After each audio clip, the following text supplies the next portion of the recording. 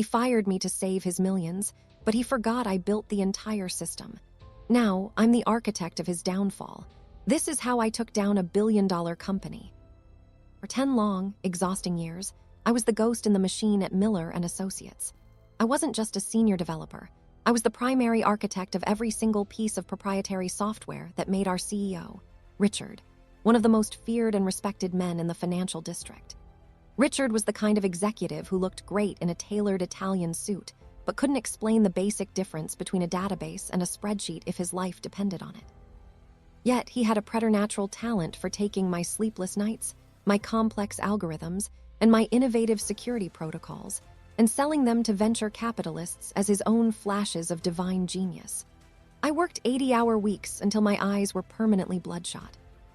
I missed my brother's wedding, my best friend's graduation, and I spent the better part of my 30s sitting in a windowless, air-conditioned office on the 42nd floor, building a high-frequency trading algorithm that was destined to disrupt the entire global market. Richard had looked me in the eye 3 years ago and made a solemn promise. He told me that once the company hit a $1 billion valuation and we successfully launched our IPO, I would receive a 5% equity stake in the firm. In a company that big, that kind of money meant I would never have to work another day in my life. I believed him. I wanted to believe that in the cutthroat world of New York finance, loyalty and raw talent still carried some weight. But as we drew closer to the IPO date, the atmosphere in the office began to shift. It started with small things. I was no longer invited to the high-level strategy meetings. My emails to the executive board went unanswered for days. Then, Richard hired a new chief operating officer, his 24-year-old nephew, a kid named Brandon who had just flunked out of an expensive business school and whose only real skill was knowing which brand of scotch Richard preferred. One Friday afternoon, exactly 14 days before the IPO was scheduled to turn every executive on the top floor into a multimillionaire, Richard summoned me to his corner office. The view was incredible, but the air felt frozen. He didn't offer me a seat, and he didn't even have the decency to look up from his desk.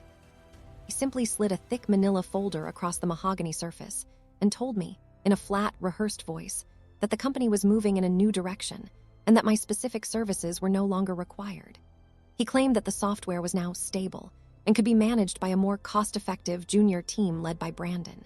He then offered me a pathetic severance package of 3 months' salary, but only on the condition that I signed a lifetime non-compete agreement and a strict gag order. Richard thought he was being a shark. He thought that by firing me just 2 weeks before the IPO, he could claw back my promised 5% stake and split it between himself and his useless nephew. What Richard failed to realize, despite my years of warnings, was that while he owned the building and the brand, I owned the soul of the company. I owned the code.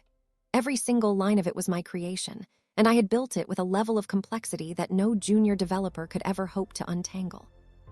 Most importantly, I had built a fail-safe. Not a virus, not a bomb. That would be illegal. I built a validation handshake.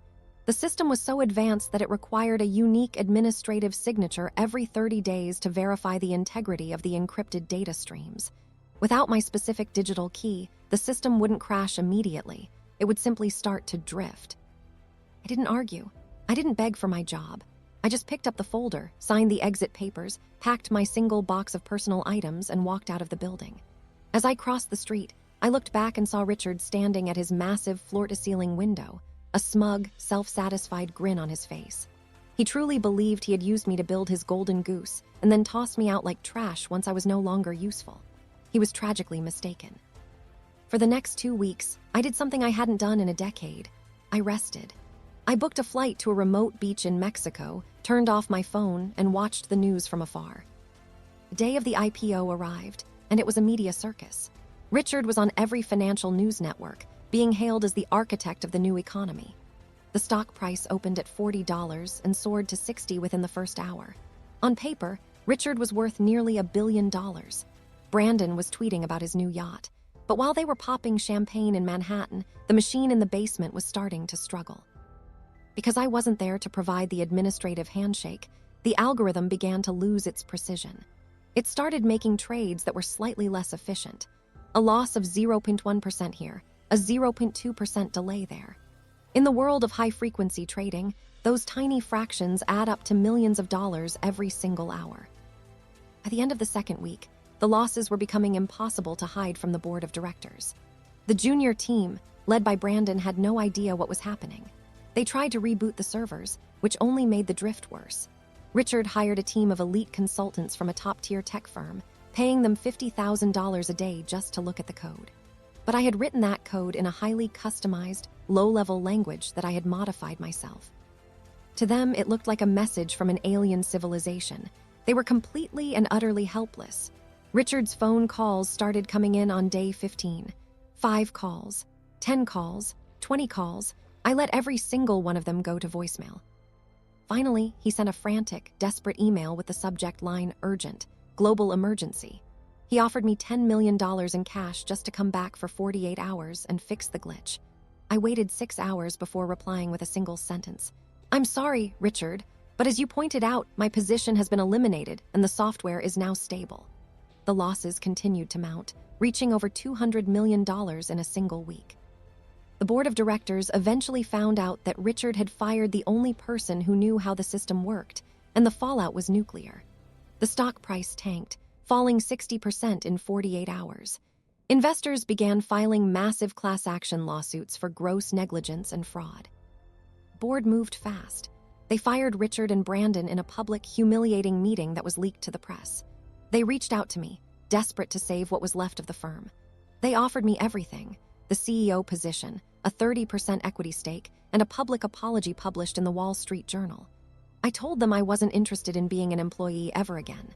Instead, I informed them that I had started my own independent consulting and licensing firm.